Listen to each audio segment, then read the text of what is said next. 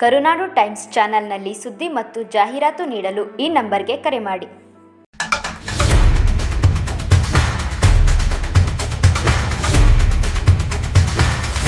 Kaggalipura police station limits ಅಲ್ಲಿ ಏನು ಒಂದು ಹುಡುಗಿ ಭಾವಚಿತ್ರ ತೆಗೆದು ಅಶ್ಲೀಲವಾಗಿ ಅದನ್ನ ಬಿಂಬಿಸಿ ನಂತರ ಅವರಿಗೆ ಬ್ಲಾಕ್ ಮೇಲ್ ಮಾಡಿ ಎಕ್ಸ್ಟಾರ್ಟ್ ಮಾಡೋ ಒಂದು ಉದ್ದೇಶದಿಂದ ಆ ಹುಡುಗಿಗೆ ಮಾನಸಿಕವಾಗಿ ಕಿರುಕುಳ ಕೊಡಲಾಗಿತ್ತು. ಆ ಪ್ರಕರಣದಲ್ಲಿ ನಾವು ಕೇಸನ್ನ ರಿಜಿಸ್ಟರ್ ಮಾಡಿ ಆರೋಪಿಯನ್ನ ಬಂಧನ ಮಾಡೋದ್ರಲ್ಲಿ ಯಶಸ್ವಿಯಾಗಿದ್ದೀವಿ.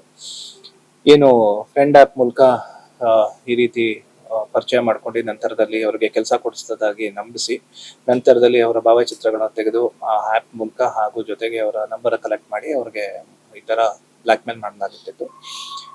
ಇದರಲ್ಲಿ ನಾವು ಗಮನಿಸಬೇಕಾಗಿದ್ದಂಥದ್ದು ಇಂಥ ಏನು ಫ್ರೆಂಡ್ಶಿಪ್ ಆ್ಯಪ್ಗಳಿದೆ ಅದ್ರ ಬಗ್ಗೆ ಎಲ್ಲ ಜಾಗೃತರಾಗಿರ್ಬೇಕಾಗತ್ತೆ. ಯಾರನ್ನು ನಂಬೇಡಿ ಅನ್ನೋದು ನಾವು ಈ ಮೂಲಕ ನಿಮ್ಮೆಲ್ಲ ಕೇಳ್ಕೊಂತೀವಿ.